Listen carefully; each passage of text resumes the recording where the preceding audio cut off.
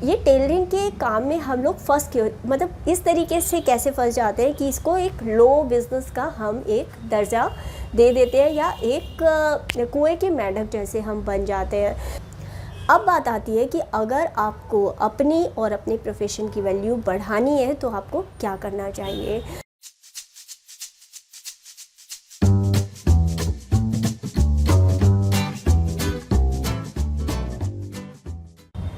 क्यों टेलरिंग को लोग एक लो बिज़नेस समझते हैं और क्या आप कर सकते हो कि लो बिज़नेस ना समझे, कैसे आप अपनी स्किल को बढ़ा सकते हो, कैसे आप टेलरिंग के अंदर टेलरिंग में रहते ही टेलरिंग करते हुए भी क्या कर सकते हो कि आपकी स्किल भी बढ़े, पैसे भी बढ़े और आपकी स्किल को बढ़ाते हुए आप अपने लिए रोज़गार के अवसर भी ज़्यादा क्रिएट कर पाए। एक सवाल जो मेरे पास बहुत ही इंटरेस्टिंग सा सवाल है, जो मेरे दिमाग में बचपन से कुलबुलाता रहा है, वो आखिरकार मुझसे माधवी मिस्त्री जी ने पूछ ही लिया है। और सवाल है कि टेलरिंग के काम को लोग लो बिज़नेस क्यों समझते हैं। तो इस सवाल का जवाब तो मैं आपको बताऊंगी ही। मेरा क्या एक्सपीरियंस रहा बुटीक खोलने के बाद, बचपन में जब मुझे करियर का ऑप्शन चुना था तब मेरा क्या अनुभव रहा, और साथ ही साथ कि क्या हम गलती कर देते हैं टेलरिंग बिज़नेस में रहते हुए जिसकी वजह से हम एक नीचे के लेवल पर ही रह जाते हैं और लोग हमको लो बिज़नेस में ही समझते हैं। हम क्यों ग्रो नहीं कर पाते, क्यों, और हम क्या कर सकते हैं कि हमारी ग्रोथ के चांसेस, पैसा कमाने की ग्रोथ हो चाहे स्किल डेवलपमेंट की ग्रोथ हो, वो हम सब कैसे बढ़ा सकते हैं, इस बारे में इस वीडियो में मैं बात करूँगी। तो वीडियो के अंत तक आप बने रहिएगा मेरे साथ ताकि आप समझ सके कि कैसे एक छोटे से काम को, क्योंकि मेरी समझ में कोई काम छोटा या बड़ा नहीं होता, आप उसको किस लेवल तक समझते हैं, करते हैं और ले जाते हैं, यही उस काम के प्रति आपकी सक्सेस को डिफ़ाइन करता है। तो सबसे पहले तो समझ लेते हैं कि टेलरिंग के काम को लोग इतना लोग क्यों समझते हैं। देखिए, मैं आपके साथ अपना एक्सपीरियंस शेयर करती हूँ। जब मैं तकरीबन 11-12 साल की थी, आपके साथ मैंने शेयर किया कि मुझे सिलाई का शौक़ था और सिलाई के ही धागे काटने के काम थे, चाहे बटन लगाने के काम थे। मैंने उससे पैसे भी कमाने सीखे अलग अलग तरीके से कि सिलाई से कैसे पैसे कमा सकते हैं, और साथ ही साथ जैसे मुझे अपनी यूनिफॉर्म बनानी थी, स्कूल की ड्रेसेस बनानी होती थी, तो वो भी मैं खुद स्कर्ट या कुछ ड्रेसेस बना लेती थी। तो एक सेल्फ डिपेंडेंसी, मतलब एक फ्रीडम कि मुझे जब जो बनाना है मैं अपने आप बना सकती थी, तो वो भी एक खुशी की बात थी। लेकिन इसी खुशी को आगे बढ़ाते हुए जब मैं तकरीबन 13-14 साल की थी और मैंने सोचा कि चलो अब अपने शौक़ को ही अपना करियर बनाने की बात तो बहुत लोग बोलते हैं, तो ट्राई किया जाए। तो मैंने सोचा कि क्यों ना फैशन डिज़ाइनिंग या टेक्सटाइल डिज़ाइनिंग का कोर्स किया जाए, क्योंकि 11वीं-12वीं में वोकेशनल सब्जेक्ट्स का कई स्कूलों में ऑप्शन होता है और मेरे स्कूल में भी था। अब क्योंकि मैं पढ़ाई में ठीक थी, या ऐसा सारे लोग मेरे आसपास वाले समझते थे कि मैं पढ़ाई में अच्छी हूँ, तो मुझे ये सब ने एडवाइस किया कि क्या तुम्हें पढ़ लिख करके टेलर बनना है। तब फैशन डिज़ाइनिंग और टेलरिंग में कोई खासा फ़र्क नहीं था, क्योंकि मैं बात कर रही हूँ 1990 के आसपास की। तो बात वैसे फ़र्क आज भी कोई ज़्यादा नहीं आया है। आज भी यदि कोई बच्चा फ़ैशन डिज़ाइनिंग करने की बात सोचेगा तो फिर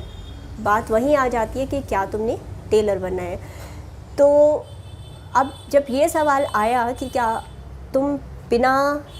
पढ़ाई के भी टेलर बन सकते हो, या टेलर बनने के लिए तुम्हें पढ़ाई की ज़रूरत नहीं है, और जब तुम पढ़ाई में अच्छी हो तो तुम्हें पढ़ाई के करियर में आगे जाना चाहिए, ये बात मेरे दिल को ठेस तो लगी कि क्यों टेलरिंग बिज़नेस को एक लो बिज़नेस माना जाता है। क्यों अगर आप पढ़ाई में अच्छे हो तो आप क्यों नहीं जा सकते हो टेलरिंग के बिज़नेस में या फिर फैशन डिज़ाइनिंग के बिज़नेस में। तो फिर क्या हुआ कि मैंने ऑफिस मैनेजमेंट, ट्रेनिंग, HR करते हुए, MBA करते हुए मैंने ट्रेनिंग मैनेजर की लास्ट 2011 तक जॉब की पब्लिक हेल्थ के अंदर, और 2011 के बाद जब मैंने वो नौकरी छोड़ी तो मैंने किया फैशन डिज़ाइनिंग, जो कि मेरा बचपन का ख्वाब था। तो मैंने उस ख्वाब को पूरा किया। अब ख्वाब तो पूरा कर लिया, लेकिन अब उस ख्वाब का किया क्या जाए। कोर्स करने के बाद फिर सीधी सी बात थी, आप जैसे लोगों की संगत में रहते हो आपका दिमाग भी उसी तरफ दौड़ना शुरू कर देता है। तो अब जब फैशन डिज़ाइनिंग जो लोग करते हैं पहला उपाय उनके पास ये होता है कि वो किसी एक्सपोर्ट हाउस के अंदर नौकरी कर ले। अब छोटे बच्चे होने की वजह से मैंने ये तो आइडिया ड्रॉप कर दिया कि मुझे किसी एक्सपोर्ट हाउस में नौकरी नहीं करनी। दूसरा आइडिया जो होता है,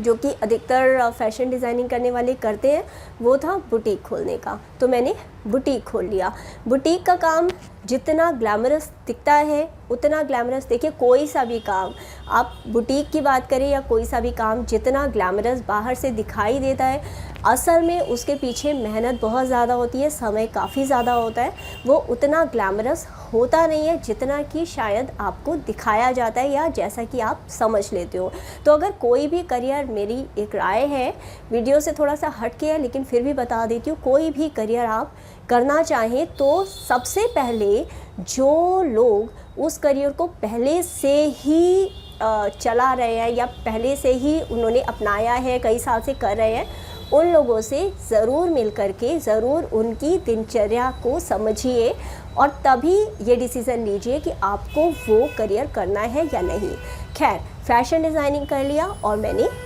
बुटीक भी चालू कर लिया। बुटीक भी मेरा अच्छा चला। कोई भी काम आप करते हो कुछ ना कुछ मुश्किलें आती ही है। तो खैर करते करते मैंने फिर stitchingmall.com शुरू किया और ऑनलाइन कैसे पैसे कमाएं सिलाई से, ये इस तरीके से हमने काम शुरू कर दिया। चाहे वो ब्लॉगिंग था, यूट्यूब की वीडियोस थी और इसी बारे में मैंने sewing work from home, how to earn money with sewing work from home, एक बुक भी मैंने पब्लिश किया जो कि अमेज़ॉन पे आपको मिल जाएगी। तो खैर, अब दूसरी बात आई, जहाँ पर मेरा बुटीक था वहाँ पर एक तरफ था नाई की दुकान यानी सैलून और दूसरी तरफ था छोले भटूरे की बड़ी सी रेस्टोरेंट या फिर शॉप, बीच में था वो बुटीक। अब आप बुटीक चला रहे हो, आप कितने भी पढ़े लिखे हो कोई फ़र्क नहीं पड़ता, आपको डीलिंग जिनसे करनी है, चाहे वो वर्कर्स हैं या जो आपके शॉप में लोग आ रहे हैं, तो वो लोग आपको जिस तरीके से, जिस नज़रिए से आपसे बातचीत करते हैं, जिस तरीके से आपसे बातचीत करते हैं, वो काफ़ी हद तक वैसा नहीं होता जैसा कि आप ऑफिस के अंदर बातचीत करने के आदी होते हो। तो अगर आपको एक एकेडमिक, एक ऑफिस वाले माहौल के अंदर एक सोफिस्टिकेटेड सी लाइफ जीने की आदत है या फिर आप वैसी लाइफ पसंद करते हो, तो फिर बुटीक की लाइफ या फिर बिल्कुल वर्कर सेंट्रिक जो लाइफ होती है जहाँ पर आपको वर्कर्स और कस्टमर से डायरेक्ट डील करना होता है, तो वो लाइफ आपकी थोड़ी सी अलग होती है बिल्कुल कॉर्पोरेट जॉब के मुकाबले। इस वजह से भी मुझे कई बार लगा कि हाँ, ये बात है कि लो बिज़नेस क्यों कहा जाता है टेलरिंग को, क्योंकि आप मेंटली उतना अपना आउटपुट, मतलब मेंटली आप उतना ज़्यादा पढ़ाई लिखाई से रिलेटेड बातें नहीं करते, आप इमेजिनेशन से, विजुअलाइजेशन से, मतलब डिज़ाइनिंग और कलर्स, फैब्रिक, पैटर्न, आप उस तरीके की बातें कर सकते हो। लेकिन अगर आप थोड़ा सा इंटेलेक्चुअल यानी कि पढ़ाई लिखाई के अंदर इंटरेस्टेड हो तो फिर आप बहुत हद तक आप केवल एक फैक्ट्री या फिर बुटीक एटमॉस्फेयर के अंदर खुद को 100% आप नहीं ढाल पाते। आपको कहीं ना कहीं आपके अंदर चुल होने लगती है कि आपको पढ़ाई कुछ करनी है या फिर पढ़ाई से रिलेटेड कुछ करना है, या फिर आपको एक अलग माहौल की जो आदत होती है वो बीच में आने लगता है। और यही एक कारण था शायद कि मैं अपने वही सिलाई के बिज़नेस को, टेलरिंग बिज़नेस को मैं ऑनलाइन लेकर के गई। मैंने stitchingmall.com शुरू किया ताकि ये परेशानी भी दूर हो सके कि मुझे जो एक सेटिस्फेक्शन नहीं हो पा रहा था अपनी पसंद की हॉबी करते हुए भी, तो उसको भी मैं एक अलग लेवल पर ले जाऊं। और दूसरे, जिन लोगों को परेशानी आ रही है सिलाई की, सिलाई मशीन्स की, सिलाई से काम करने की, उन लोगों की परेशानियों को भी मैं, उनके क्या सोल्यूशन हो सकते हैं वो मैं उसके बारे में टिप्स या आइडियाज़ अपने शेयर कर सकूं। अच्छा, अब ये बात आती है कि ये टेलरिंग के काम में हम लोग फंस क्यों, मतलब इस तरीके से कैसे फंस जाते हैं कि इसको एक लो बिज़नेस का हम एक दर्जा दे देते हैं या एक कुएं के मेंढक जैसे हम बन जाते हैं। तो देखिए, इसका एक जो बेसिक कारण होता है कि ये एक कोई भी काम जो कि मैनुअल काम होगा, जिसके अंदर आपको बहुत टाइम तक लगे रहना होगा अपना, मतलब चाहे आपको डिज़ाइनिंग करनी है, चाहे ड्रेस बनानी है, चाहे कोई भी काम जिसमें आपका मैनुअल लेबर लगेगा, जिसमें आप खुद लग करके उस काम को कर रहे हो फिज़िकल लेबर से, तो उसके अंदर फिर धीरे धीरे आप अपने डेवलपमेंट को पढ़ाई, मतलब अपनी स्किल को निखारने के लिए या अपनी डेवलपमेंट को आप नज़रअंदाज करते जाते हो। आप इस बारे में ध्यान देना बंद कर देते हो या कम कर देते हो कि आप एक लेवल तक अपनी पुरानी स्किल्स को इस्तेमाल करते हो, उसके ऊपर के लेवल पर आपको जाना है तो आपको और स्किल्स चाहिए या आपको और कुछ नया सीखने की ज़रूरत होती है, बेशक से ही वो फैशन डिज़ाइनिंग हो, टेलरिंग हो या कोई और प्रोफेशन हो। तो उस बात को मद्देनज़र रखते हुए टेलरिंग के बिज़नेस में जितने लोग हैं वो हाथ का हुनर तो हम लोग सीख लेते हैं, लेकिन उस हाथ के हुनर को सीखने के लिए आज के मॉडर्न टाइम्स में किस तरीके से इस हुनर को, इस टेलरिंग को कैसे हमें डिजिटलाइजेशन करना है, उसको कैसे हमें उसे ऑनलाइन ले जाना है, कैसे हमें उसे नेक्स्ट लेवल तक हम उसको ले जा सकते हैं, हम उसको भूल जाते हैं। यानी कि हम अपने ऊपर यानी सेल्फ डेवलपमेंट के ऊपर ध्यान देना बंद कर देते हैं, और सेल्फ डेवलपमेंट पर ध्यान देना बंद करने की वजह से हमारी वैल्यू भी गिरती है और हमारे प्रोफेशन की भी वैल्यू गिरती है।